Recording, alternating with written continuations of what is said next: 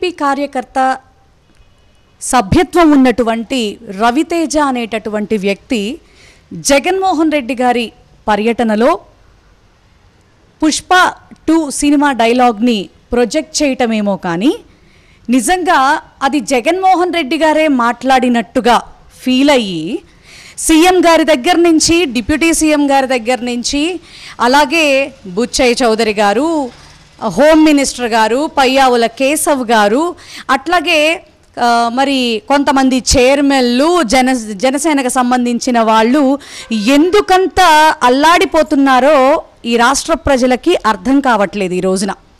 ఎందుకంటే ఇది కూడా వన్ ఆఫ్ ద డైవర్షన్ పాలిటిక్స్గా మేము భావిస్తూ ఉన్నాం.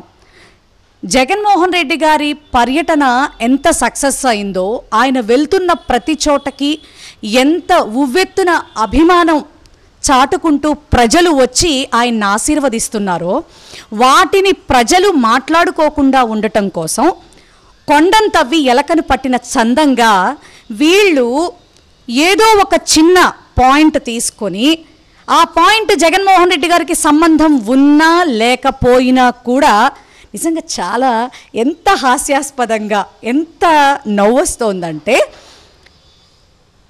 సీఎం గారు కూడా మరి ఇటువంటి రౌడీజాలు చేస్తే తోకలు కత్తిరిస్తామని సీఎం గారు, అట్లాగే హోమ్ మినిస్టర్ గారు అయితే రాష్ట్రంలో ఉన్న సమస్యలు గాలి కొదిలేసి మాత్రం జగన్ గారిని తిట్టడానికి ముందుకొచ్చి మాత్రం ప్రెస్ మీట్లు పెడుతూ ఆవిడ, ఇక బుచ్చయ్య చౌదరి గారిని చూస్తే మాత్రం నిజంగా వైఎస్ఆర్సీపీ అధినేత జననేత జగన్మోహన్ రెడ్డి గారి వీరాభిమానిగా చెప్తా ఉన్నా, నెత్తి మీద 4 వెంట్రుకలు మూతి మీద 4 వెంట్రుకలు లేని బుచ్చయ్య చౌదరి గారు పళ్ళు ఉండాల్సిన స్థానంలో ఉండవండి. చెప్తా ఉన్నా, ఒంటి మీదకి మీకు వయసు వచ్చింది.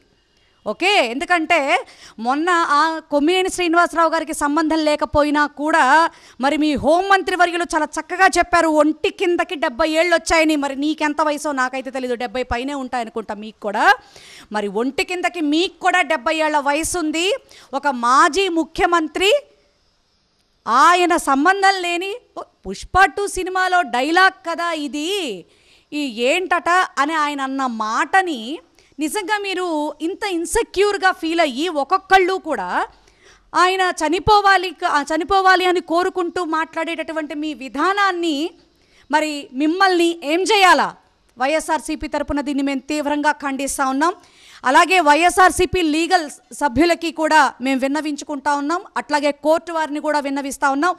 మాజీ ముఖ్యమంత్రి వర్యుల్ని పట్టుకుని ప్రస్తుతం అధికారంలో ఉన్నాం కదా అన్న మదంతో ఒక్కొక్కళ్ళు కూడా ఆయన చావుని కోరుకుంటూ మాట్లాడుతున్నటువంటి ఈ మాటల మీద ప్రతి ఒక్కళ్ళు వాళ్ళు సీఎం గారే కావచ్చు, ఎందుకంటే సీఎం గారు కూడా మాట్లాడారు. నిజంగా వీళ్ళు ఎంత నిసిగ్గుగా ఎంత భయం లేకుండా మాట్లాడుతున్నారంటే, సాక్షాత్ మీడియా సాక్షిగానే సీఎం గారు చూస్తేనేమో జగన్ లేకుండా భూస్థాపితం చేస్తానంటాడు, అయ్యన్న పాత్రుడు గారు చూస్తేనేమో అది అసలు జగన్మోహన్ రెడ్డి ఇంకా బ్రతికే ఉన్నాడు అంటారు. మరి వీళ్ళ సామాజిక వర్గానికి సంబంధించినటువంటి రేణుకా చౌదరి వీళ్ళ పార్టీ కాకపోయినా ఆ వాసనలు ఇంకా పోలేదనుకుంటా, ఆవిడైతే పుట్టుకలోనే చంపేయాల్సిందని ఆవిడ మాట్లాడుతుంది. ఈ రోజున బుచ్చయ్య చౌదరి ఎంత సిగ్గుచేటు, రాష్ట్రాన్ని గాలి కొదిలేసి రాష్ట్రంలో ఉన్నటువంటి సమస్యల్ని గాలి కొదిలేసి సిగ్గు లేకుండా మనస్సాక్షి అనేది లేకుండా ఈ రోజున బయటకు వచ్చి ఒక్కొక్కళ్ళు రివ్యూలు ప్రెస్ మీట్లు పెట్టి జగన్మోహన్ రెడ్డి గారిని తిడుతున్నారంటే ఇంతకంటే దిగజారిపోయిన తనం ఈ కూటమి ప్రభుత్వానికి ఉందా అని నేను అడుగుతా ఉన్నాను. నేను ఎంత సిగ్గుచేటండి నిజంగా. గుమ్మడికాయలు దొంగెవడయ్యా అంటే భుజాలు తడుముకున్నట్టుగా పుష్ప 2 సినిమాలో డైలాగు మీ టీడీపీ కార్యకర్త మీ మీద అసహ్యంతో మా కార్యక్రమంలో పాల్గొని ప్రొజెక్ట్ చేస్తే అది మేమేదో చేశామన్నట్టుగా మా మీద రుద్దుతూ, మా జననేత మీద రుద్దుతూ, మీరు ఇన్సెక్యూర్గా ఫీల్ అవుతూ ఇంత నోళ్లకి పని చెబుతూ ఇంత నీచంగా బిహేవ్ చేయడం అనేది డైవర్షన్ పాలిటిక్స్ కాదా అని నేను అడుగుతా ఉన్నాను. మీరేం చేసినా ఏం చెందినా జగన్మోహన్ రెడ్డి గారి మీద అభిమానం ఈ రాష్ట్ర ప్రజలకి పోదు. ఆయన్ని ఖచ్చితంగా దీవిస్తూనే ఉంటారు, ఆశీర్వదిస్తూనే ఉంటారు.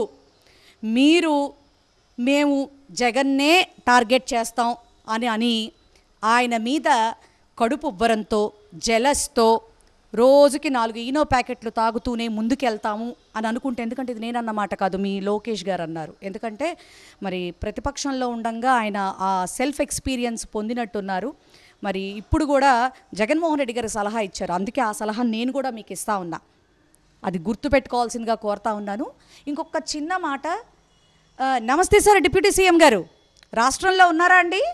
ఎందుకంటే రాష్ట్రంలో ఆడపిల్లలకు అన్యాయం జరిగినా, లేకపోతే కనుక ఉద్యోగస్తులు రోడ్ల మీదకి వస్తున్నా, ఇంకా ఆడపిల్లలకి అన్యాయాలు జరుగుతూ వాళ్ళు రోడ్ల మీదకి వస్తున్నా, మరి మొన్న వారాహి అమ్మవారిని తిరుపతిలో కాలువలో పడేసినా, మరి ఎప్పుడూ మాట్లాడినటువంటి మీరు, తీరిగ్గా రెస్ట్ తీసుకుంటున్నటువంటి మీరు ఈ రోజున బయటకు వచ్చి సినిమా డైలాగులు సినిమా హాల్లోనే బాగుంటాయి, బయటికి బాగోదు, రాష్ట్రంలో మరి శాంతి భద్రతలకి ఇబ్బంది రాకుండా చూస్తాం, మరి మీరు మాట్లాడుతుంది ఏంటండి?